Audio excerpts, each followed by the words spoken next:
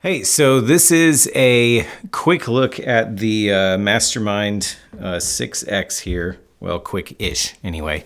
One of the things I like the most about this unit, I had a Mastermind 10 before this, and just kind of decided to downsize and stuff. And what I like about both units is just that it like totally evolves with you, like it grows with you as your needs and preferences change based on what kind of music you play, what's most important to you to do all at once. Like the Mastermind changes and goes with you because you can program any of it to do anything. Like at root, you kind of know what it is. I'd imagine it's a loop switcher. It's a MIDI controller all in one, and you can program any button on the unit anywhere to do pretty much anything. The only real limits are like your imagination as far as that goes. And so I wanted to show how I use it in particular, just because I've found it the most interesting to like share ideas with other people who have masterminds, like to either look at their configuration files or like talk to them and just share ideas. And so if you have a mastermind, you should make one of these videos, like, because you don't have to do things a certain way for your video to be worth it, because everybody thinks about how to use theirs differently, live especially, or in a studio or whatever. And I've gotten some of my best ideas from looking at friends' boards and either stealing that, being like, oh man, that's a really great idea, I'm going to totally steal that, or kind of letting their idea trigger my own idea. And so I hope that that's what this does for you. So I'm not going to play any sounds. It's just going to be, hopefully you can see the screen here well enough to see what's going on. And so I'm just going to explain the first few pages as I have them set up. First and foremost, I put in the frame this little guy. This is an external switch that plugs into this to give me 2 extra buttons. I used this with the Mastermind 10 before, and so the difference between the 10 and the 6, there's 4 extra buttons on the actual unit. And so I'm down 4 buttons, and I wanted to have the bank switch anyway. You can use it as a bank switch or whatever you want. And I'll just kind of explain that. So right here, this is like my front page, which is what happens when it's just the main page that I have. And like, so the bottom row here, the things are all filled with presets. And if you know a mastermind, you kind of know how that works, that whatever songs you set up, the songs have a list of presets in them. And so as I select a song, it will populate this bottom row here with presets. And so I like to color them all blue. And then the active one is white. Now I've also got it set up to where if I hit one of these buttons a second time, which I don't think any of these have it on here. I wonder if no, I don't in that song either. Hold on. Get back to the front here. I have it set up so if there's more than 4 presets, I will program a certain button to have to get a different preset on a second press. So let's say I have a song with 5 presets. I can change any one of these to where if I press it again, it will access the second preset. So that gives me access to 8 presets really easily per song. And it's rare that I'll have that many in a given song. Like you can see, this particular song has 4 presets in it, and each one has a different name. Like I have kind of like a main sound, like a more sound that gives more gain, and then like a specific sound for the bridge, and then like a specific sound for the outro. And then this button here, I programmed on this thing to cycle through my set list. So in this set, there were 2 songs. And then it kind of just cycles through the presets for the next song when I do that. And then I can just click which one I want to start. And so this one is a sound for, I like to label these. Like I just use initials to label it, which guitar part I'm playing, and then which part of the song. So this is a sound I use for chorus 1, verse 2, bridge 1, chorus 2, etc. So that's what all that does. Then I did 2 things with my other controls up here. I have this button set to where if I hold it, it's going to go backwards, step backwards through my set list. This one's kind of irrelevant because there's only 1 song, but let's say I've got 4 or more songs in a set list.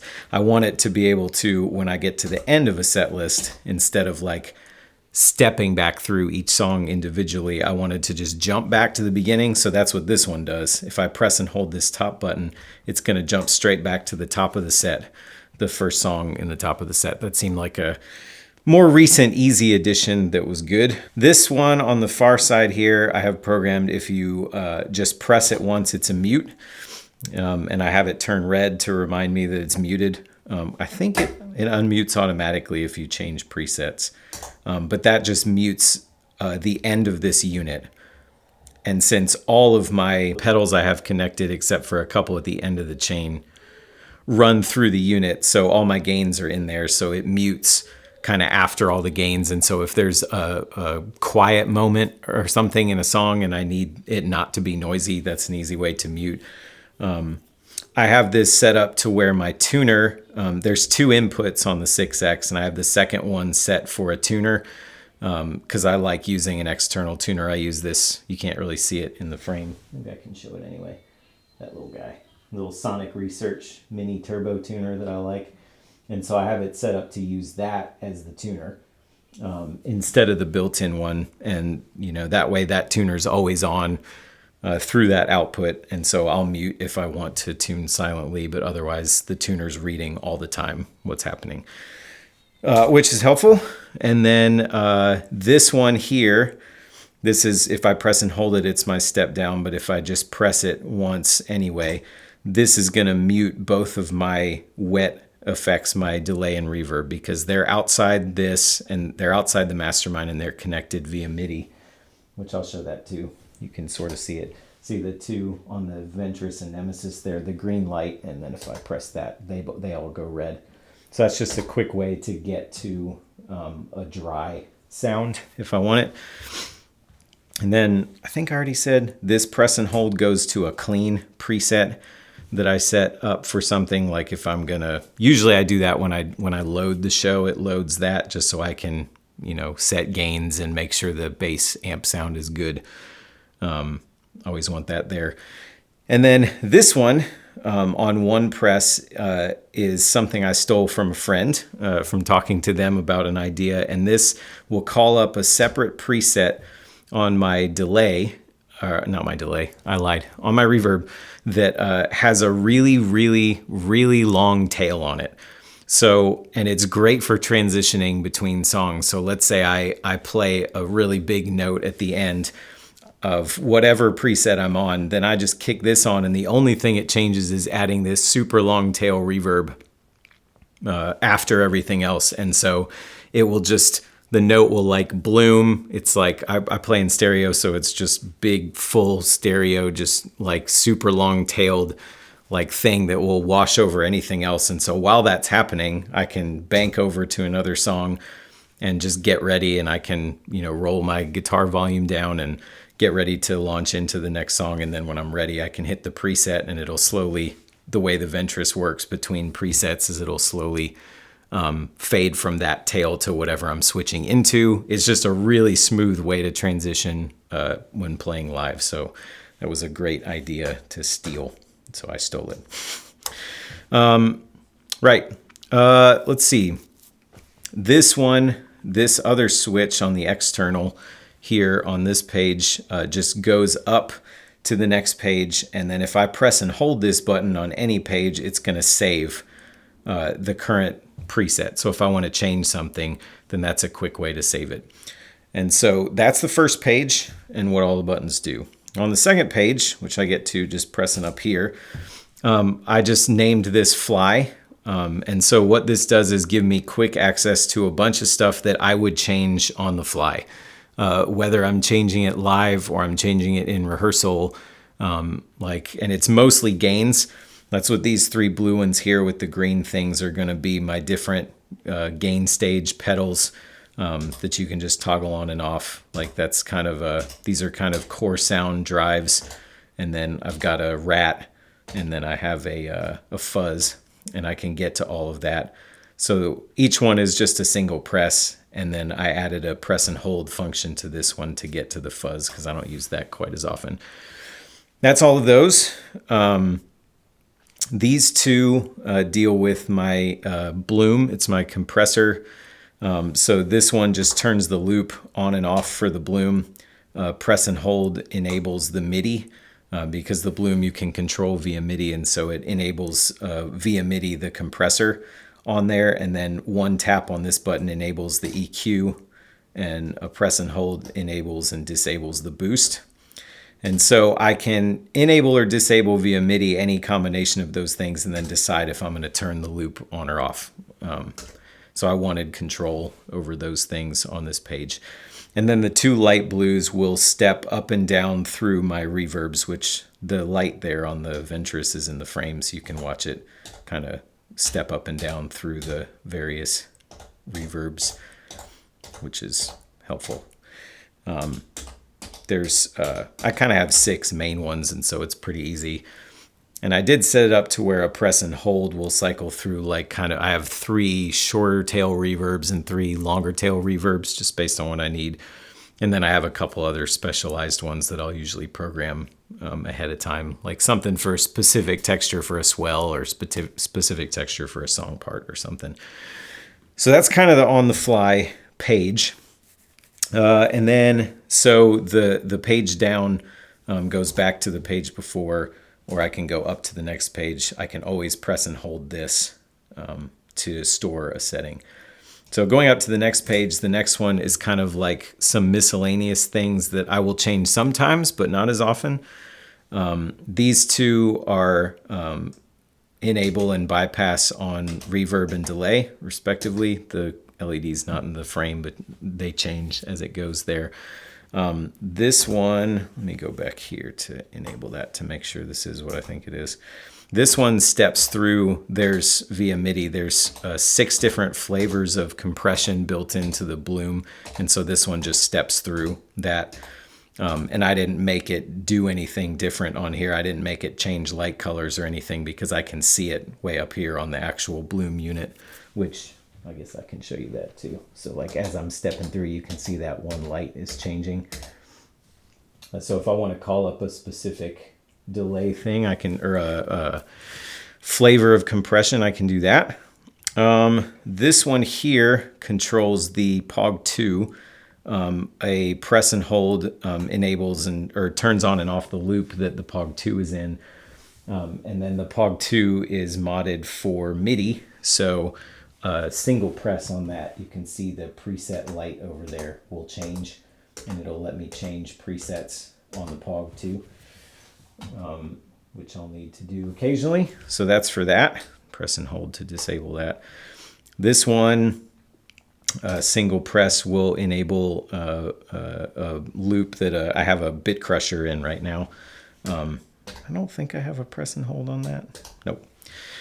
And then this one is I have a function switch. You can plug in I think they call it a function switch externally, so where you can use it to, let's see, I think switch channels on an amp or lots of other things. And I have a box underneath the board that will sum the signal to mono. So that's what this button does. Except it's making me a liar right now because it's not doing anything. Oh, I lied. That's on the other page. I don't remember what this does. I don't think it does anything right now. And this one is turned off, so clearly I have space to add some things. So that's that page. Next page up is set lists. And this is the toggle right here. If you can read the screen, it toggles. Green is sums the whole signal to mono, and purple is stereo there. And then all of these white lights are set lists that you can load up to where it'll bring a whole different set of songs in. Like if I have a set of things I'm rehearsing or whatever, that's there. And then what does this one do? Oh yeah, that's another, that's a kind of a set list just for like all the songs that there are, like if I just want to cycle through every song that I have, which I've wanted to do once. And it's like that sometimes. You'll think of something you want to do and you'll program it, and then you might not use it again, and you can go back and change it, which is great. That's about as far as I would ever go. It's really just those first 3 pages. Obviously the one with the presets, the one for on-the-fly changes, and then the one for occasionally I'll make edits on this other page. But then just to show you also, there's a sets page, and then the next one up is one that I call flow. And actually what I've done on all these other pages is this bottom button. If you press and hold, it's going to jump straight back to the beginning. On the first page, if you press and hold it, it's going to jump straight to that, straight to that flow page. This is for, I play at church, and so this is for kind of unscripted moments, like something that needs ambience or texture or something that wasn't planned or whatever. And so there's a couple different things in here. There's a couple presets for swelling. There's kind of like a standard swell and like a halftime swell. There's a place that's going to flash the current tempo of the song, and a place where I could also tap a new tempo if I need to, which is rare. And then just a couple presets that I made for different ambient settings, like besides a swell. Like there's one that's just a really subtle, clean thing with a really long reverb on it, and I don't even remember what the other two are. But it's just something that I can get to quick if I want to add texture or ambience. So I don't program like a swell as a preset in a song. I just have this whole separate page dedicated to like filling ambient space in different ways, which has been cool. And so the fact that I can just press and hold and get between my front page and that makes it really easy. So if I just hit this section of a song that has this, and I know there's a section with some swells coming up, I can just jump over here. I can pick what kind of flavor of ambience I want to add to the moment. I can do that. Enable a swell, or this clean sound or whatever. And then whenever I can keep playing this sound and go ahead and navigate back to this front page so that I'm ready to kick to the next preset when I'm there.